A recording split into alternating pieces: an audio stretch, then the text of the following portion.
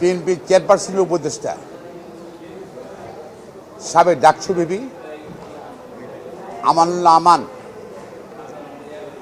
এবং তার স্ত্রী সাবেরা আমানের বিরুদ্ধে 111 সরকার 6/3/2007 সালে একটা মামলা করেছিল অবৈধ সম্পদের। সেই মামলায়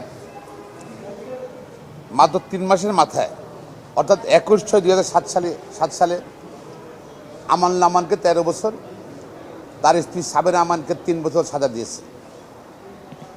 তার এগেনস্টে আপিল করেছিল তারা দুইজন হাইকোর্ট থেকে খালাস দিয়েছিল ওদেরকে একবার। খালাস দেওয়ার পর দুদকের পক্ষ থেকে গত সরকারের সময় অর্থাৎ আওয়ামী লীগ সরকারের সময় এই খালাসের বিরুদ্ধে আপিল করেছিল। আপিল করার পর সে আপিলও আবার দুদকের পক্ষে আপিল অ্যালাউ করলো এবং মামলাটা পুনর্বিচারের জন্য হাইকোর্টে পাঠালো। তো আমাদের আর্গুমেন্ট ছিল আমানুল্লাহ আমানের দুদক তদন্ত করেছে, বিভিন্ন রকম সাক্ষী নিয়েছে, আদালতে সাক্ষী দিয়েছে এবং সেখানে কিন্তু আমানুল্লাহ আমান দুর্নীতি করে কোনো সম্পদ সংগ্রহ করেছে, তার মালিক হয়েছে একটা শব্দ পর্যন্ত প্রমাণ করতে পারেনি। তারপরও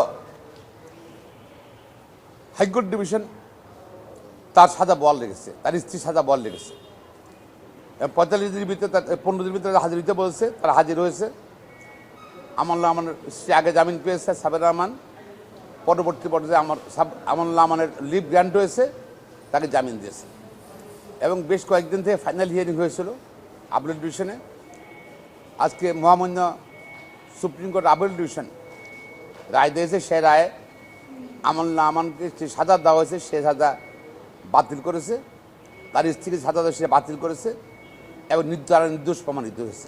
এর ফলে আমানুল্লাহ আমানের সামনে তার বার ছিল, ইলেকশন নির্বাচন করতে পারে নাই, নির্বাচন যে অযোগ্য ছিল, যেতে সাজা বহাল ছিল, সাজা ছিল, যেটা আজকে রায়ের ফলে আমানুল্লাহ রাজনীতি আর কোনো রাজনীতি নির্বাচন করতে কোনো বার হলো না, অর্থাৎ নির্বাচনে তার কোনো আর বাধা সৃষ্টি হল না। সে যে কোনো নির্বাচনে অংশগ্রহণ করতে পারবে এবং এই খালাসের ফলে